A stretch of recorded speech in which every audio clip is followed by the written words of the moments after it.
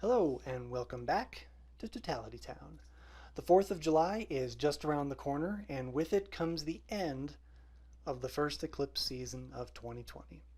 Now you might ask, what is an eclipse season? Simplest definition for an eclipse season is that it's when you get two or more eclipses happening one right after the other. Now, as you know, the full moon and the new moon are 2 weeks apart, and so basically the way it works is you could have a lunar eclipse now and a solar eclipse 2 weeks from now. And actually that kind of pairing is fairly common. Whenever there's a solar eclipse of any kind, there will usually be a lunar eclipse of some kind 2 weeks either before it or after it. Now, often these are not visible on the same part of the globe. It's pretty rare to see both eclipses in a season from the same place on Earth. Now, a more complete definition for an eclipse season is a 35-day period during which it's inevitable that you're going to get at least 2 and maybe even 3 eclipses to occur during that time span. If you do get 3, there are only 2 different themes to follow. It can either be a lunar eclipse, solar eclipse, lunar eclipse, or you flip that around and it can go solar, lunar, solar. Now here's where the excitement dies down a bit.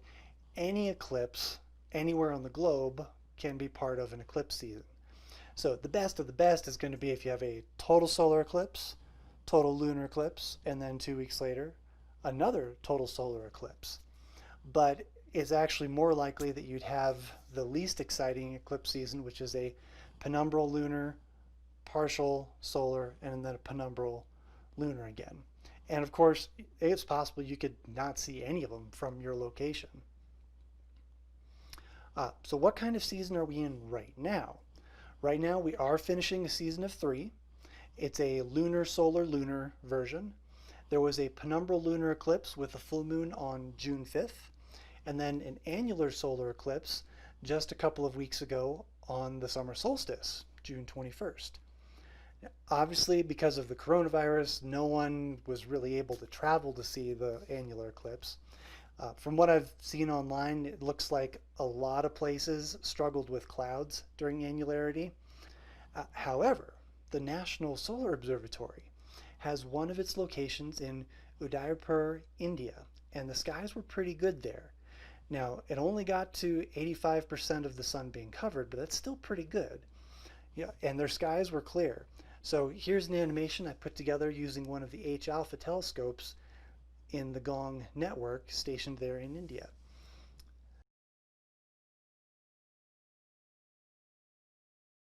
The final event in this eclipse season will be another penumbral lunar eclipse on July 5th, but because of time zones, that's actually July 4th here in the US.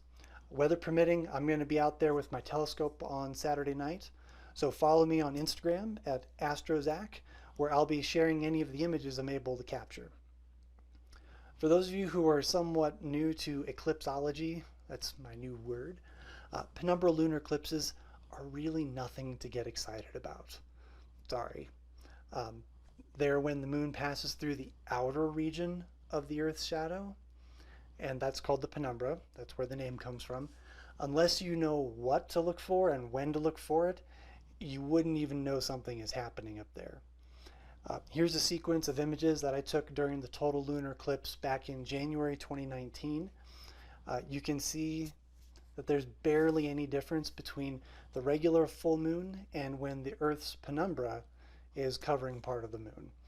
Just a slight change in brightness, and that's basically what's going to happen this weekend. But that doesn't mean that you shouldn't go out and try and see it. I mean, these can be a little bit fun because they're more challenging than other eclipses. So if you want to go out and see it, basically here's how it goes. On Saturday evening, shortly after moonrise is when the Earth's penumbra is going to touch the moon.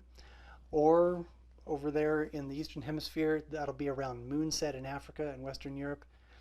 Everyone between those, including all of South America, will see the penumbral eclipse somewhere towards the middle of the night. The penumbral eclipse will begin at about 3:07 a.m.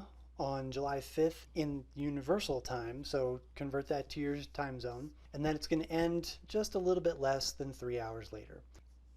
For those of you who are wondering, well, we can get 3 eclipses, why can't we get a fourth? Good question. It has to do with the moon's orbit. In the previous Totality Town episode, remember I talked about how eclipses are all about that line of nodes pointing almost directly at the sun.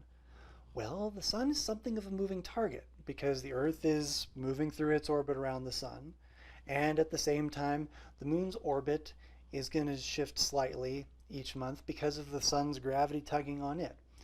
And essentially, the long axis in the elliptical orbit is always just precessing, changing direction, a little bit too quickly.